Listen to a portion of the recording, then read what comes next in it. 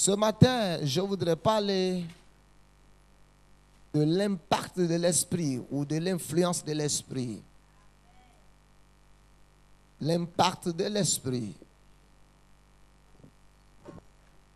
Je voudrais parler ce matin de l'impact de l'esprit.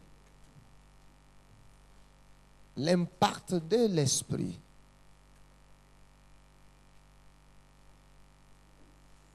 Tel est le thème de mon message ce matin. L'impact de l'esprit ou l'influence de l'esprit dans la vie du chrétien.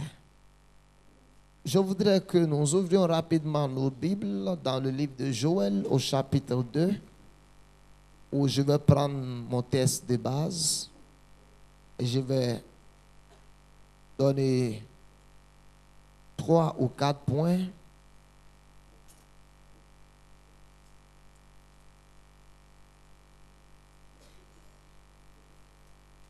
Quand nous allons cesser de prêcher sur l'Esprit de Dieu, dans l'Église, l'Église deviendra une Église morte. Quand nous allons cesser de parler de la parole, quand nous allons cesser de parler de l'Esprit de Dieu, la parole deviendra sans vie. Alléluia. La parole de Dieu même n'a pas de force sans l'Esprit de Dieu. Écoutez bien, j'ai dit la parole de Dieu même n'a pas de force sans l'Esprit de Dieu. Amen. Et Dieu ne peut rien faire sans son Esprit. Alléluia. Amen. Tout ce que Dieu fait sur la terre, Dieu le fait par son Esprit Saint. Amen.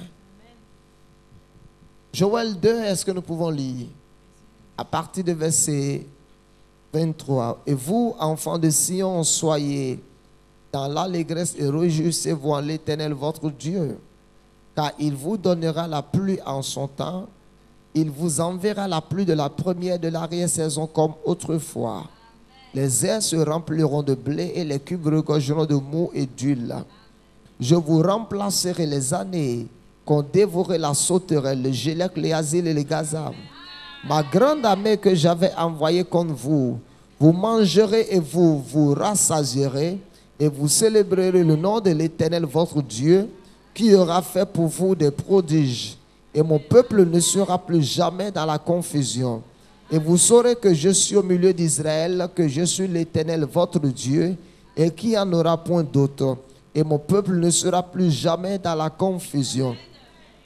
Le verset 28, il dit, après cela, je répandrai mon esprit sur toute chair. Vos fils et vos filles prophétiseront. Vos vieillards auront des songes et vos jeunes gens des visions. Même sur les serviteurs et sur les servantes. Dans ces jours, je répandrai mon esprit. Que le Seigneur bénisse sa parole. Ici, nous voyons le prophète Joël qui parle de quelque chose des années avant l'arrivée de Christ. Alléluia. Des années et des années avant l'arrivée de Christ. Quand nous voyons le dernier livre de la Bible, Malachie, qui a été écrit, c'est des siècles avant l'arrivée de Jésus. Et le livre de Joël a été écrit pratiquement vers le 8e siècle avant Jésus-Christ. Autrement dit, 800 ans avant l'arrivée de Jésus. Et le prophète Joël s'élève sous l'inspiration du Saint-Esprit ou sous l'influence de l'Esprit de Dieu. Et Joël voit une vision. Et Joël annonce certaines choses de la part de l'Éternel. Joël dit, au dernier jour, je répandrai de mon esprit sur toute chair. Alléluia. Au dernier jour, je répandrai de mon esprit sur toute chair. Vos fils et vos filles prophétiseront. Les jeunes gens auront des visions. Les vieillards auront des songes. Et sur les serviteurs, sur les servantes. Dieu dit, je répandrai mon esprit sur toute catégorie de personnes, qu'ils soient pasteurs, prophètes, chefs d'entreprise, alléluia, qu'ils soient ingénieurs en technologie, qu'ils soient pilotes, qu'ils soient, quelles que soient les catégories, les classes, Dieu dit, je répandrai mon esprit sur toute chair. Alléluia. Il dit, je répandrai mon esprit sur toute chair. Sur toute chair. Dieu n'a pas dit, je répandrai mon esprit sur les pasteurs, les prophètes, sur les docteurs, sur les évangélistes. Il dit, je répandrai de mon esprit sur toute chair. Alléluia. Toute chair, je répandrai de mon esprit sur toute chair. Et il dit, à partir du moment où l'Esprit de Dieu sera répandu sur eux, à partir du moment où je déverserai de mon onction, où je déverserai de ma puissance, autrement dit, à partir du moment où mon influence viendra dans leur vie, il dit, vos fils et vos filles prophétiseront. Alléluia. Amen. Il dit, vos fils et vos filles prophétiseront. Écoutez-moi, la prophétie, j'ai prêché un message il y a des années passées où j'avais donné une définition concernant la prophétie. J'avais simplement dit que la prophétie est une déclaration surnaturelle. Alléluia. Amen. La prophétie est une déclaration surnaturelle. C'est une information surnaturelle auquel nous accédons par notre esprit et que nous déclarons dans ce monde naturel avec notre langue. Alléluia. Autrement dit, la prophétie, c'est une déclaration surnaturelle remplie de puissance, de pouvoir et de capacité à changer les cours, les événements sur la terre. Alléluia. La prophétie, c'est une déclaration surnaturelle remplie de capacités, de puissance et de pouvoir, capable de changer les temps, les circonstances, les saisons, capable de changer les moments pénibles de votre vie, capable de changer votre nuit en jour. Alléluia. Capable d'ouvrir le ciel sur votre vie, capable de fermer le ciel sur votre vie. La prophétie, c'est une déclaration surnaturelle, capable d'arrêter le temps. Alléluia. Capable de créer, d'inventer, d'amener toutes sortes de choses à l'existence. Alléluia. Il dit, au dernier jour, je répandrai de mon esprit sur toute chair. Il dit, vos fils et vos filles prophétiseront. Écoutez-moi, ce que vous pouvez constater quand vous naissez de nouveau. Alléluia. La Bible dit, si quelqu'un est en Christ, il est une nouvelle créature. Toutes les choses anciennes sont passées. Toutes choses sont devenues nouvelles. Alléluia. Juste après la nouvelle naissance, la chose suivante qui doit vous arriver, c'est que l'influence de Dieu doit venir. Alléluia. L'influence de l'Esprit. À partir du moment où vous recevez l'Esprit de Dieu, que souvent nous appelons le baptême du Saint-Esprit, que nous appelons être remplis de l'Esprit. Dieu dit, la chose suivante qui doit commencer à se manifester dans votre vie, vous devez devenir un homme de prophétie. C'est quoi un homme de prophétie dans ce sens? Je ne parle pas nécessairement de fermer les yeux, avoir une vision. Je ne parle pas nécessairement de dire je vois une vision concernant le temps passé, concernant le temps futur. Je parle de prophétie dans le cadre d'utiliser sa langue pour créer la domination sur la terre. Alléluia. Parce que tous les prophètes de la Bible, quelles que soient les visions qu'ils ont eues, quelles que soient les inspirations qu'ils ont eues, ils ont utilisé les langues pour déclarer cette prophétie dans le monde naturel. Alléluia. Si tu es un homme de prophétie, je te dis que rien ne pourra te résister dans la vie. Alors il dit, vos fils et vos filles prophétiseront. C'est quoi la prophétie? La prophétie, ce n'est pas que la parole de Dieu. La prophétie, alléluia, c'est la parole de Dieu, c'est le logo plus l'esprit. À partir du moment où la parole de Dieu est mixée avec l'esprit, Jésus a dit, mes paroles sont esprit et vie. Alléluia. Il dit, les paroles que je vous ai dites, je ne vous ai pas dit ces paroles de moi-même. Il dit, mais c'est le Père qui est en moi qui parle. Alléluia. Autrement dit, la prophétie, c'est la voix de Dieu qui sort de l'intérieur du temple. C'est où le temple? La Bible dit, nous sommes le temple du Saint-Esprit. Et je suis venu dire à quelqu'un ce matin que Dieu est en toi. Et Dieu désire parler sur ta situation au travers de ta bouche. Dieu désire parler à ton cas. Dieu désire parler à tes ossements desséchés. Dieu veut parler à ton foyer. Dieu veut parler aux choses qui ne vont pas dans ta vie. Et Dieu dit, si seulement tu peux me prêter ta bouche afin que je puisse utiliser ta bouche pour prophétiser sur les choses qui arrivent vont changer. Alors il dit, au dernier jour, je répandrai de mon esprit sur toute chair. Vos fils et vos filles prophétiseront. La première influence qui vient dans votre vie, quand l'Esprit de Dieu s'empare de votre vie, vous allez devenir un homme de prophétie. Alléluia, dis un homme de prophétie. Pourquoi? Quand vous lisez dans Actes 2, à partir du verset 1, la Bible dit qu'ils étaient tous ensemble rassemblés dans un même lieu. Et tout à coup, il y eut un bruit comme un vent impétueux qui est venu du ciel, là, qui est venu remplir toute la salle. Là. Des langues de feu les ont été données, dit des langues de feu. Et ils se sont mis à parler en différentes sortes de langues. Ils ont commencé Marato Shataka.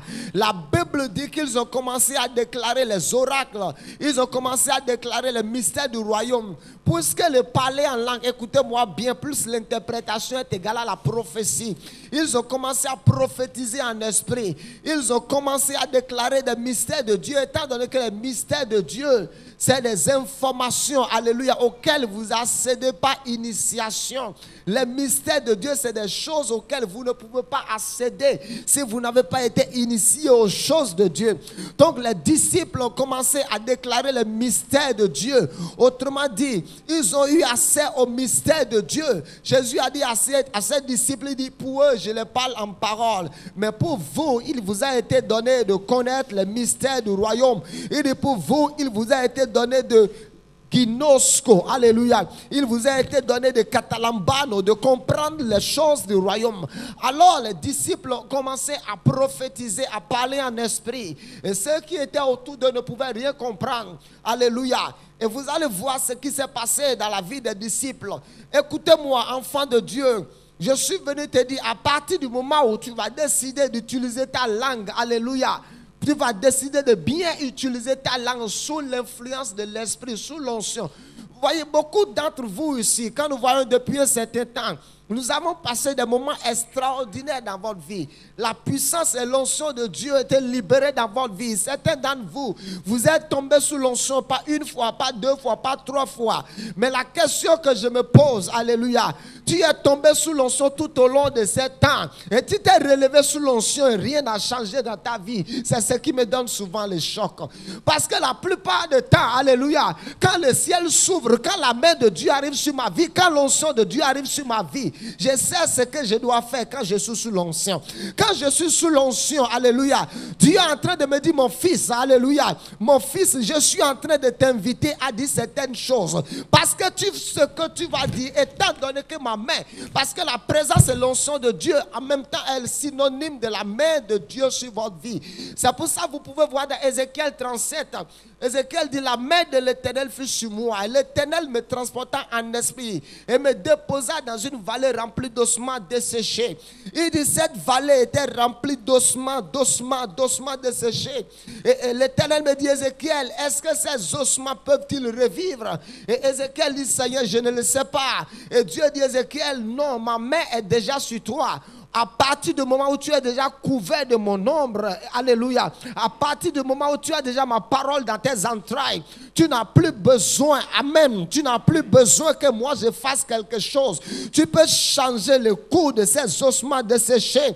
Il dit, Ézéchiel, tout ce que tu as fait, c'est que tu te mettes à parler à ces ossements desséchés. Je suis venu te dire que tu n'es pas tombé sous l'onction tout ce temps-ci. Retournez ici, allez à la maison, croiser les bras et regardez les choses t'arriver et subir. Je suis venu te dire, tu es dans une période où tu dois parler au maximum sur ta vie. Tu es dans une période où tu dois parler au maximum sur ta vie. Parce que quand l'onction, quand la présence de Dieu commence à se mouvoir quelque part, Dieu est en train d'inviter son peuple à parler. Dieu est en train de dire, dites des choses. Alléluia. Parce que tout ce que vous allez dire, l'exécuteur de ma parole, qui est la puissance du Saint-Esprit, est là pour exécuter tout ce qui sortira de votre bouche. Alléluia. Alors souvent quand nous sommes à des moments comme ça, en pleine adoration, en pleine louange, et subitement la jaquette arrive sur toi, ne reste pas seulement là à grelotter. Dieu te dit, tu peux dire quelque chose maintenant. Dis à quelqu'un, tu peux dire quelque chose maintenant. Tandis que je suis en train de prêcher, au beau milieu de mon message, c'est comme si quelque chose est sorti de moi, est venu sur toi, tu as commencé à grelotter. Dieu dit grelotter c'est bon, mais ce n'est pas suffisant. Tu peux encore faire plus que grelotter. Alors, la première chose que vous devez faire, lisons Ésaïe 51, le verset 16.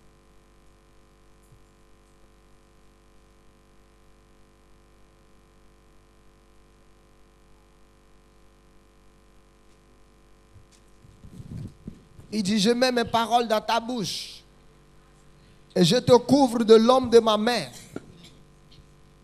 pour étendre de nouveau. Ésaïe 51, verset 16. Il dit quoi? Je mets mes paroles dans ta bouche et je te couvre de l'homme de ma main pour étendre de nouveaux cieux et pour fonder une nouvelle terre. Qu'est-ce que cela veut dire? Il dit, je mets mes paroles dans ta bouche et je te couvre de l'homme de ma main. Alléluia. Pour faire quoi? Pour créer de nouveau. Qu'est-ce que cela veut dire? Et pour fonder une nouvelle terre. Autrement dit, tu peux créer de nouveaux cieux sous ta vie. Et tu peux créer une nouvelle terre propre à toi. Alléluia. Qu'est-ce que cela veut dire? Tandis que le ciel est fermé sur d'autres, toi tu peux garder le ciel ouvert sur ta vie. Tandis que le ciel est fermé sur toute la nation, sur toute ta famille, toi tu peux garder le ciel ouvert sur ta vie. Tandis que il y a la pluie d'affliction, de douleur, de malheur qui tombe sur ta famille, qui tombe dans un quartier où tu habites. Tandis que des choses, les gens disent que dans ce quartier, il y a des choses étranges qui arrivent.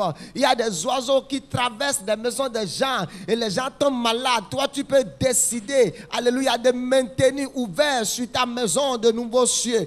Et ça peut être un ciel ouvert de feu. Ça peut être un ciel ouvert de bénédiction, de prospérité.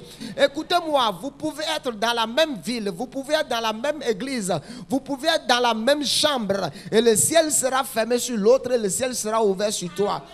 Vous pouvez être, c'est pour ça la Bible dit au dernier jour de deux personnes qui seront couchées sur le lit. L'autre ira au ciel, l'autre restera sur la terre. Bien que les deux dorment sur le même lit, les deux ne sont pas dans la même dimension spirituelle. Les deux ne transportent pas les mêmes atmosphères spirituelles. L'autre, il y a l'atmosphère spirituelle céleste ouverte sur sa vie. Tandis que vous pouvez être couché sur le même lit. Tandis que l'autre est scellé par le diable, en train de gémir, en train de courir dans son rêve poursuivi par un démon. Et toi, tu es couché à côté de lui en train de voir Jésus. Alléluia. Alléluia. Alléluia. Et il dit, je mets ma parole dans ta bouche et je te couvre de l'homme de mes mains, afin que tu puisses étendre de nouveaux cieux, que tu puisses fonder une nouvelle terre. Tandis que tu habites quelque part et tout le monde vit dans l'insuffisance, tout le monde vit dans la dépression, dans la tristesse. Toi, avec ta bouche, tu peux utiliser ta bouche, créer la joie dans ton entourage. Tandis que tout le monde vit quelque part où ils sont oppressés, dominés. Toi, à partir de ta langue, tu peux te créer un quartier de domination où tu es le seul, tu domines là. Dis à quelqu'un, prophétise. Prophétise. Dis à quelqu'un, mets-toi à prophétiser. Pour changer les cours de ta vie. Pour changer les événements de ta vie. Pour changer les circonstances de ta vie. Parce que maintenant le manteau est déjà sur toi. L'onction est déjà sur toi. La main de Dieu est déjà sur toi. Tu peux changer les événements de ta vie. Tu peux changer, je t'ai dit, tu peux changer les événements de ta vie. Tu peux changer le programme de l'ennemi. Tu peux changer le calendrier de l'ennemi. Là où l'ennemi a déclaré cela par la prophétie, tu peux dire non, cela n'arrivera pas, cela n'aura pas lieu. Alléluia. Je dis, tu peux changer les événements de la vie. Alléluia. Je me rappelle un midi, j'étais à la maison. Et un monsieur est venu me voir avec sa femme, ils étaient nos voisins. Et c'était un couple musulman. Et ils sont venus nous voir en tremblant. Vous savez, les musulmans aiment ça. Ils ne veulent pas de Jésus, mais ils veulent de ce que nous avons. They don't want Jesus. Ils ne veulent pas Jésus, mais ils veulent ce que nous avons. Et le couple est venu, j'ai dit, ça va? Il dit, tonton, il m'appelle tonton, il dit, tonton. Il dit, on est allé à l'hôpital. Il est dans le village. Et ma lilée est au siège étoilé. Et j'ai dit à l'homme, hein, j'ai dit, mais l'hôpital où vous êtes allé là, les frais d'accouchement, c'est combien? La dame me dit, c'est 7 000 et quelques. J'ai dit à son mari, donne-lui 7 000 et quelques, il n'a qu'à mettre ça, attacher ça à ses pailles. Et j'ai fait comme ça, bébé, tourne. Et ils m'ont quitté 1 heure de temps après. Il m'appelle, il tonton, j'ai dit, j'ai dit, oh, gloire à Dieu. Alléluia. Alléluia. À partir de ta bouche, tu peux changer les saisons de ta vie. Tu peux changer les circonstances de ta vie. Alléluia. Vous savez, la plupart du temps, quand l'ennemi nous parle, quand le diable nous donne sa prophétie, est-ce que vous savez que beaucoup d'entre nous, tout au long de cette année, nous avons accepté les prophéties du diable? Quelles sont les prophéties du diable? La prophétie du diable, c'est que tu mourras et tu dis, yes. La prophétie du diable, c'est que tu sais, ton nom est sur la liste de ceux qui doivent être limogés dans la société. La prophétie du diable, c'est quoi? Tu sais, ton mari est en train de prendre une deuxième femme. Il n'a qu'à prendre, ça fait son affaire. Tout ça, c'est des prophéties démoniaques. Alléluia. C'est le diable qui vous donne sa prophétie. C'est le diable qui te parle. Quand le diable prophétise, toi aussi, Dieu te dit réagis en prophétie. Prophétie contre prophétie. Prophétie contre. Prophétie contre. Prophétie contre. La plupart du temps, quand on nous dit ces choses, nous ne faisons rien. Nous croisons les bras. Alléluia. Nous croisons les bras, nous croisons les bras. Il faut que j'aille voir l'homme de Dieu. Non, tu peux changer les choses avant de venir voir l'homme de Dieu.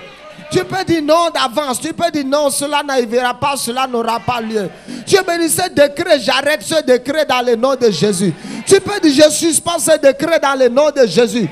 Parce que tu es un peuple de prophétie. La parole de Dieu est déjà dans tes entrailles. Non seulement la parole est dans tes entrailles, mais toi-même tu es la manifestation visible de la parole de Dieu. Parce que la Bible de Dieu au commencement était la parole et la parole était avec Dieu, la parole était Dieu. Il dit elle est venue chez les siens ne l'ont pas reçu. Mais à tous ceux qui l'ont reçu, elle les a donné le pouvoir de devenir. Alléluia. Le pouvoir de devenir quoi? De devenir ce que Jésus était. Dieu a regardé Jésus, a dit celui-ci est mon fils bien-aimé en qui j'ai mis toute mon affection. Et la parole est venue vers moi pour faire de moi ce que Jésus est. Je suis fils de Dieu même. Oh my God. Jésus n'est pas fils de Dieu plus que moi. Je suis fils de Dieu au même titre que Jésus. Je suis fils de Dieu au même titre que Jésus. Jésus n'est pas fils de Dieu plus que moi. Alléluia. Écoute-moi, parce que la parole m'a donné le pouvoir de devenir ce qu'il est. Jésus, alléluia, n'est pas le fruit de rapport sexuel. Il est le fruit de la parole annoncée, dite de Dieu. 1 Pierre 1, le verset 23 dit quoi? Et vous avez été régénérés, non pas par une parole corruptible, mais par une semence incorruptible, par la parole vivante et permanente de Dieu. Autrement dit, Jésus même était l'expression de la parole de Dieu dans ce monde. Ce qui veut dire, moi-même, je suis une expression de la parole de Dieu dans ce monde. Et ma Bible dit, si cette entreprise vient des hommes, elle sera détruite.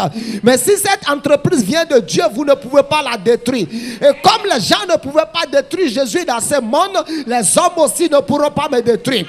Écoute-moi, peut-être que les hommes me déposeront dans le sous-sol comme Jésus, mais la parole ne peut pas rester enterrée. La parole apparaîtra. Les hommes vont essayer de te cacher pour un temps. Écoute-moi, les hommes vont essayer de te cacher pour un temps. La parole même peut décider de rester cachée pour un temps. Mais quand le temps va venir, la parole aura des réactions puissantes. Écoute-moi. Jésus même a prophétisé d'avance. Alléluia. Écoute-moi, prophétise d'avance, enfant de MPR. Jésus, pendant qu'il était vivant, il dit le Fils de l'homme sera lapidé, frappé. Il sera enterré. Au 3e jour, il ressuscitera. Il a passé son temps à prophétiser. Alléluia. Et c'était déjà suspendu dans le temps. La Bible dit que c'est une prophétie qui marche vers son thème. Si elle attend là. Autrement dit, quand Jésus a dit, alléluia, que le Fils de Dieu sera tué, la prophétie a été libérée. Si même il fait tout pour esquiver à la mort, il va mourir. Parce que la prophétie dit d'avance qu'il allait mourir. Et la prophétie dit qu'il allait ressusciter. C'est pour ça même quand Jésus est mort, s'il n'y avait personne pour intercéder, alléluia, il allait toujours sortir du sous-sol. Écoute-moi, écoute-moi. Tu n'as pas besoin que les difficultés arrivent avant de parler. Tu dois parler d'avance. Parce qu'un temps viendra où certaines difficultés vont venir. Où tu n'auras plus le temps de parler, de prophétiser. Mais les prophéties d'hier auront des réactions tandis que tu es dans certaines situations.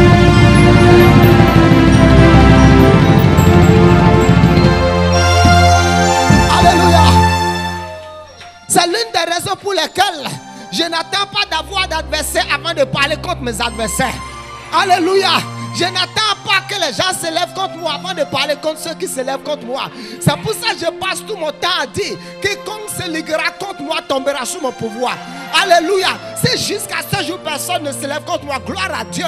Mais si quelqu'un se lève contre moi, il y a déjà des prophéties suspendues en l'air disant: quiconque se liguera contre moi tombera sous mon pouvoir.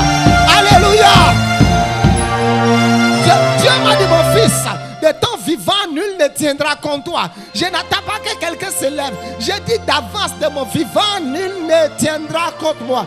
Je n'ai pas besoin que les gens me critiquent d'avance. Je passe tout mon temps à dire d'avance: toute langue qui se lève en justice contre ma vie sera condamnée. Toute langue qui se lève en justice contre ma vie sera condamnée.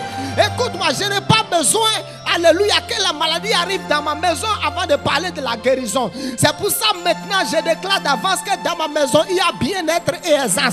C'est pour ça d'avance je parle sur la vie de mes enfants. Je dis dans ma maison il y a la santé divine. Je n'ai pas besoin que la maladie attaque mon corps avant de parler sur mon corps. D'avance, alléluia, je parle sur mon corps. Alléluia. Je dis que mon corps est en bonne santé. Écoute-moi, tu n'as pas besoin que les problèmes arrivent dans ton foyer avant de parler sur ton foyer. Alléluia. Certains d'entre nous, ce que vous devez comprendre, prévenir et guérir, c'est deux choses différentes. Tu peux tout faire, tu peux faire quelque chose pour ne pas avoir le palu. Mais tu peux aussi décider d'être guéri du palu. Être guéri du palu veut dire que tu auras la bouche déchirée avec des plaies.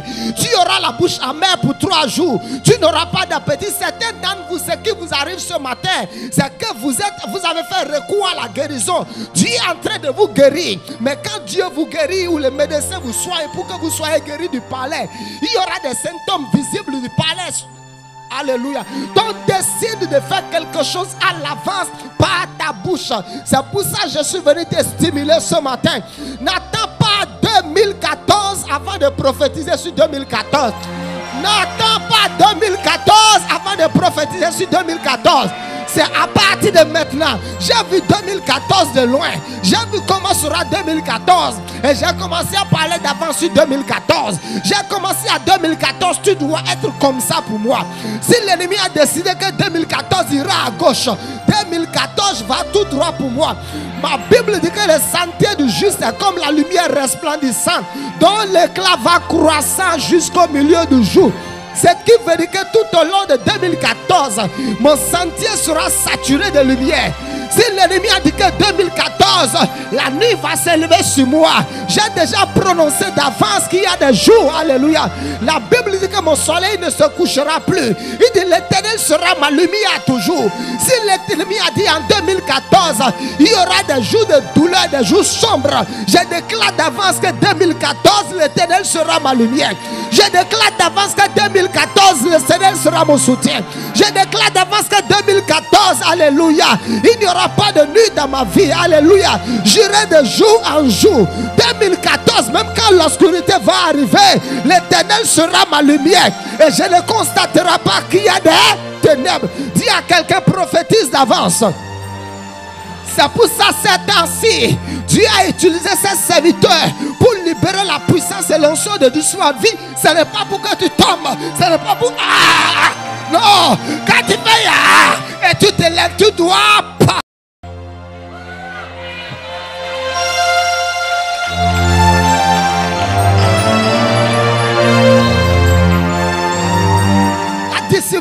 parler.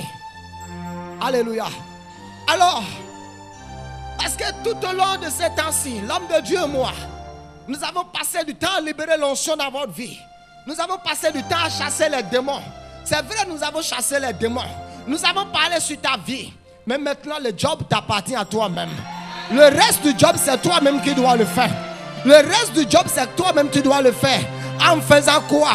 En prophétisant sur ta vie.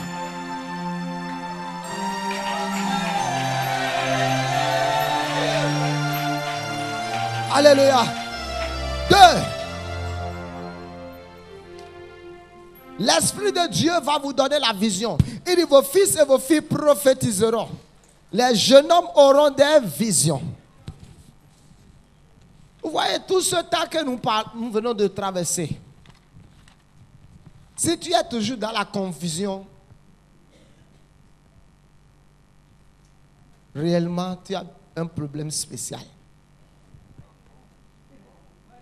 Si tout le temps que nous avons passé, depuis combien de temps, tu ne vois rien, tu es toujours confus, tu as besoin d'une séance spéciale de je ne sais pas quoi. Délivrance.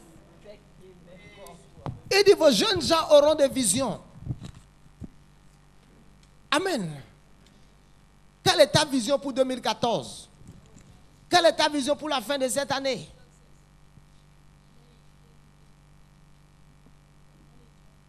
Praise God.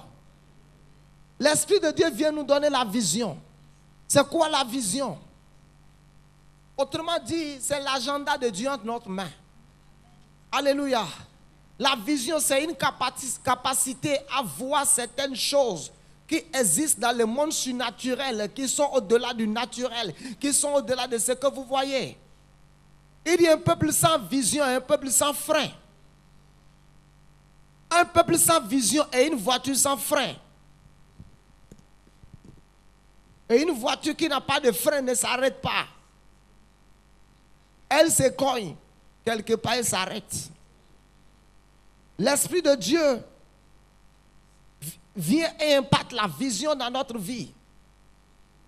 Maintenant, je ne veux pas parler de plusieurs catégories de vision ce matin. J'avais déjà parlé de 3 formes de vision pendant les 7 ans. Mais quand l'Esprit de Dieu vient, l'Esprit de Dieu vous donne la vision. 1. L'Esprit de Dieu vous donnera la vision de votre identité en Christ. 2. Elle vous donnera la vision de votre position en Christ. Et 3. Elle vous donnera la vision de votre héritage en Christ. Et 4. Elle vous donnera une vision élevée. Quand vous lisez Ésaïe au chapitre 6, Ésaïe dit, l'année de la mort du roi Osias, je vis le Seigneur assis sur un trône élevé. Ésaïe, le prophète, n'avait pas vu Dieu dans toute cette dimension avant. Il pensait que Dieu était assis au ciel sur une chaise. Que Dieu est assis au ciel sur un tabouret. Alléluia.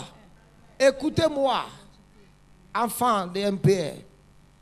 Votre façon de vous comporter dans la vie révèle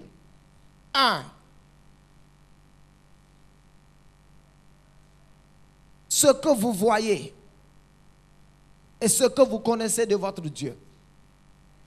Ésaïe dit, l'année de la mort du roi Osias, je vis le Seigneur assis sur un trône très élevé. Il dit, le pan de sa robe remplissait le temple.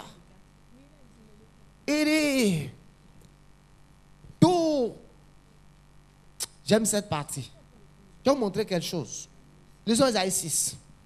I'm going to close. Ésaïe 6. Regardez.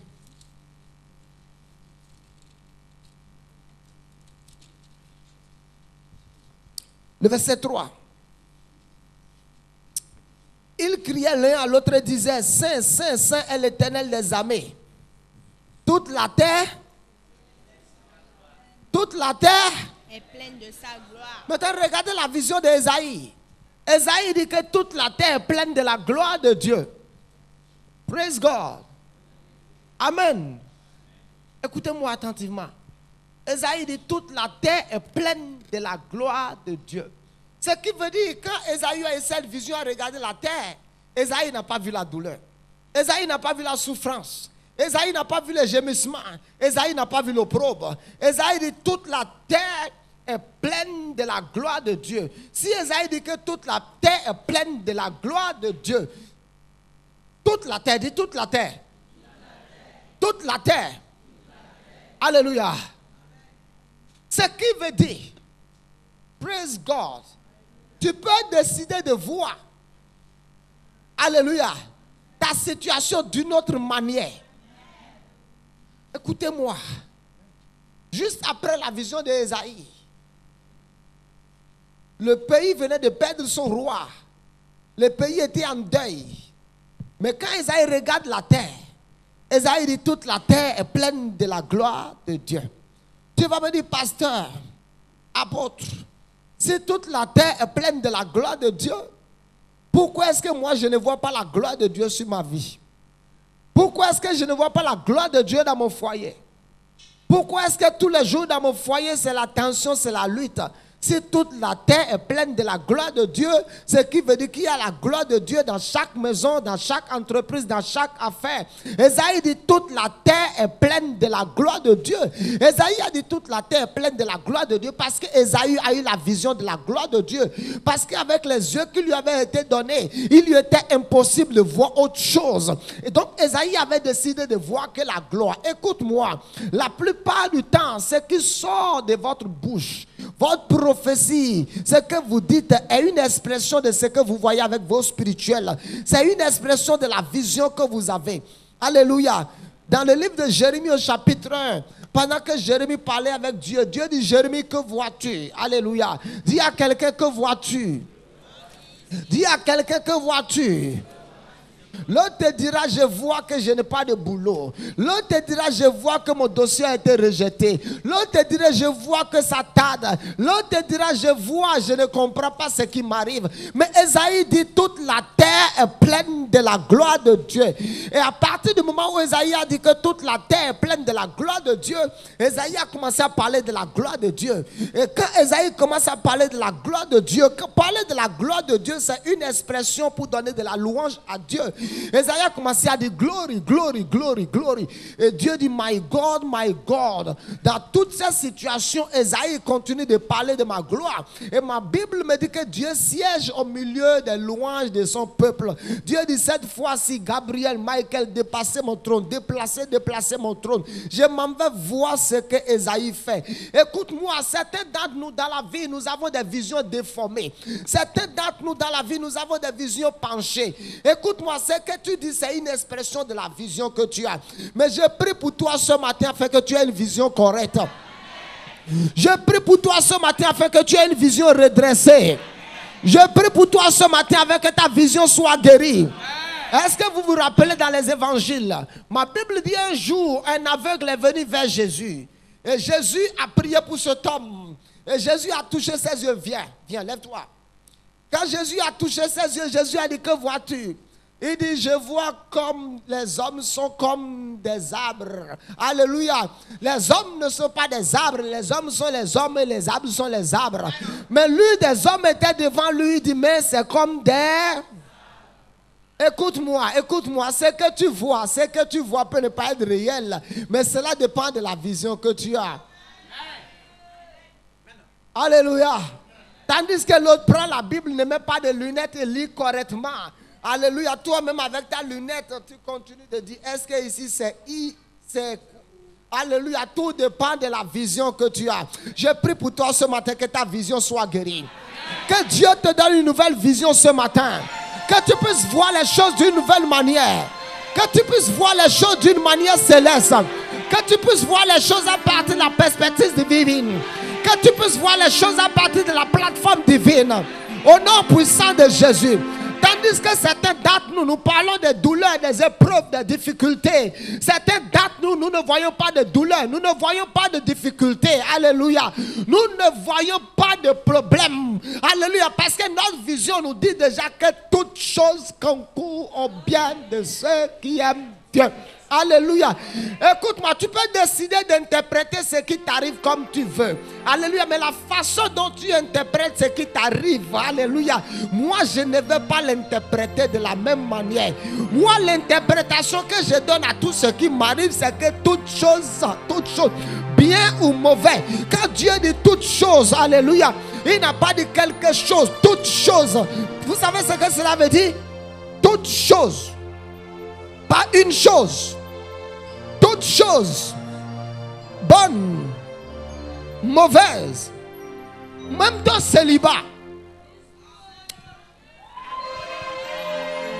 Écoute-moi, même ton célibat de longues années, à partir du moment où tu croises Christ, ça va concourir pour ton bien. Écoute-moi, même si ton mari t'a divorcé, on t'a divorcé 1, 2, 3 fois, Dieu dit à partir du moment où tu me croises, toutes choses concourent pour ton. Il a dit toutes choses, toutes. Écoute-moi, même si tu as été viré, Dieu dit ça peut concourir pour ton bien. Même si on a jeté tes bagages à la porte publiquement, Dieu dit ça va concourir pour ton bien.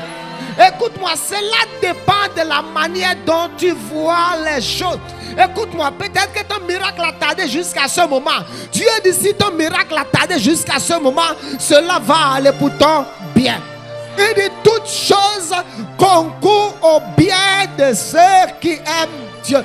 Écoutez-moi, si quelqu'un allait à la rivière, alléluia, puiser de l'eau et ne pas revenir, cela ne veut pas dire qu'il n'y a pas de l'eau dans la rivière. Sûrement que la rivière est troublée et elle attend que la rivière se calme un peu afin de pouvoir revenir à la maison avec l'eau propre. Je veux te dire, quel que soit ce qui est arrivé dans ta vie jusqu'à ce matin, I decree in the name of Jesus, it's for your good. It's for your good. It's for your good. Écoute-moi, tu dis non, on a changé mon patron. Tandis que le patron qui est arrivé, je ne sais pas ce qu'il sera. Je suis venu te dire ce matin que toutes choses concourent au bien de ceux qui aiment Dieu. Écoute-moi, toutes choses concourent au bien de ceux qui aiment Dieu. Tu vas me dire, pasteur, on a coupé mes 2 trompes, je n'ai plus d'ultérus pour avoir d'enfants. Dieu dit, toutes choses concourent au bien de ceux qui aiment Dieu. Pasteur, comment est-ce que je n'ai pas d'ultérus? Et tu vas dire que ça va concourir. Dieu dit, dans de telles situations, quand je te donnerai d'enfants, toute ta famille viendra s'agenouiller devant Dieu et dire, l'Éternel est Dieu. Écoute-moi, peut-être que tu étais rentré dans le foyer sans dot, alléluia, tu avais escaladé et pour aller de l'autre côté, et un matin le mari s'est levé, a pris tes bagages, t'a jeté au dehors. Dieu dit ça va concourir pour ton bien, parce que cette fois-ci il va revenir par la grande porte. Il va, oh my God, my God, my God, my God, my God, my God, my God. Je te dis ce matin, je te parle ce matin, je te parle ce matin, quel que soit ce qui se passe, quel que soit ce qui arrive, quel que soit ce qu'il y a, quel que soit ce qu'il y a, mon fils, je te dis ce matin que c'est pour ton bien. Maybe you are down, it's for your good. Écoute-moi, peut-être que tu es en bas là où tu es. Écoute-moi, celui qui est en bas voit d'une autre manière de celui qui est en haut. Celui qui est en bas et ne peut pas se relever cherche du secours pour que quelqu'un le relève. Et il va lever les mains vers l'Éternel. Il va lever les yeux vers l'Éternel. Et dira, je lève mes yeux vers l'Éternel. Dieu dit, si tu es en bas maintenant, je veux maintenant que tu te confies sur moi. Parce que j'avais d'abord dit que de la poussière, il relève l'indigent. Du fumier, il enlève le pauvre pour le faire asseoir. Alléluia, sur le trône de gloire. Écoute-moi, peut-être que si tu es un lit de maladie, peut-être que là où tu es, tu sais que tu dois mourir. Les jours à venir, les mois à venir, Dieu dit, je vais me révéler à toi comme le Jéhovah Rapha. Je vais me révéler à toi comme le Dieu de guérison. Et de toutes choses concourent au bien de ceux qui aiment Dieu. Toutes choses, everything work together. Everything